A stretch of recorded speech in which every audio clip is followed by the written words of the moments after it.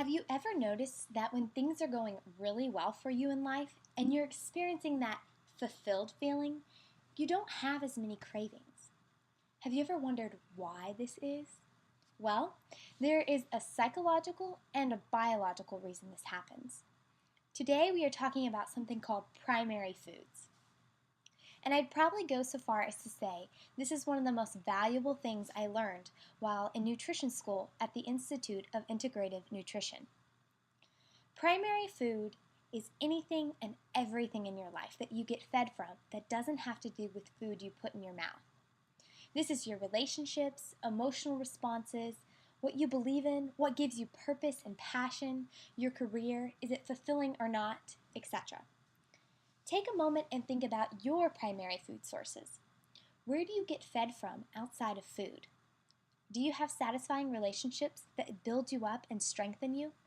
What about your work? Stressful or stimulating? There is no right answer. The key is just to answer.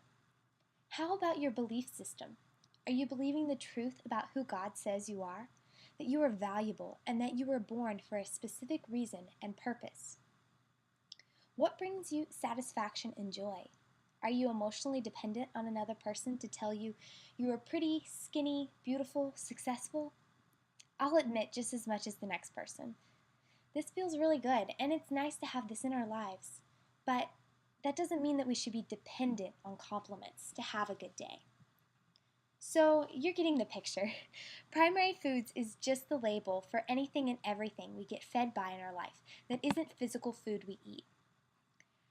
I'm sure you can see now that we get fed by a lot of other sources than food we just put through our mouth. So this lesson is really about helping you to become aware of the primary sources in your life.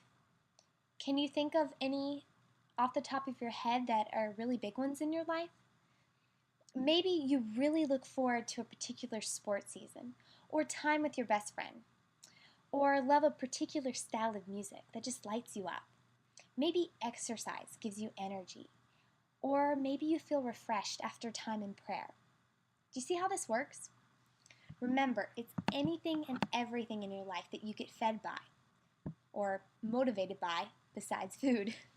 So, I know this is new, and I'll be perfectly honest. The first time I heard this, it sounded kind of wacky to me.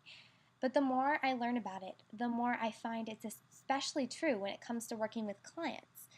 For example, when I have a client that is habitually overeating, typically it's not the food that's the issue, but a primary food issue. And until they deal with that issue, the overeating isn't going to go away. And that's really why I want you to understand this. So if you feel an intense craving for a particular food, to learn to check in with your primary foods versus turning to a secondary food, which would be like ice cream or a bagel or something that is not going to satisfy or deal with the root issue. So that's why I really want you to understand this, so that if or when you feel intense cravings for a particular food, you don't feel like something's wrong with you. And you start to see cravings as signals and learn to check in with your primary food sources. Maybe you just had an argument. I know you never have those. No one has those, right? Wink, wink. We all have those. And maybe you just had a conflict or something and you realize that you don't really want food. And because you understand what primary foods are and how they affect you emotionally and whatnot, and how food also can be a comfort, you learn to actually deal with the root issue versus putting a Band-Aid over it. And that kind of goes back into what we were talking about yesterday as cravings as signals. All right, so that's all I have for now. Please be sure to skim the link in the resource section and let me know what your top 3 primary food sources are in the comments below. And I will see you tomorrow for day 7.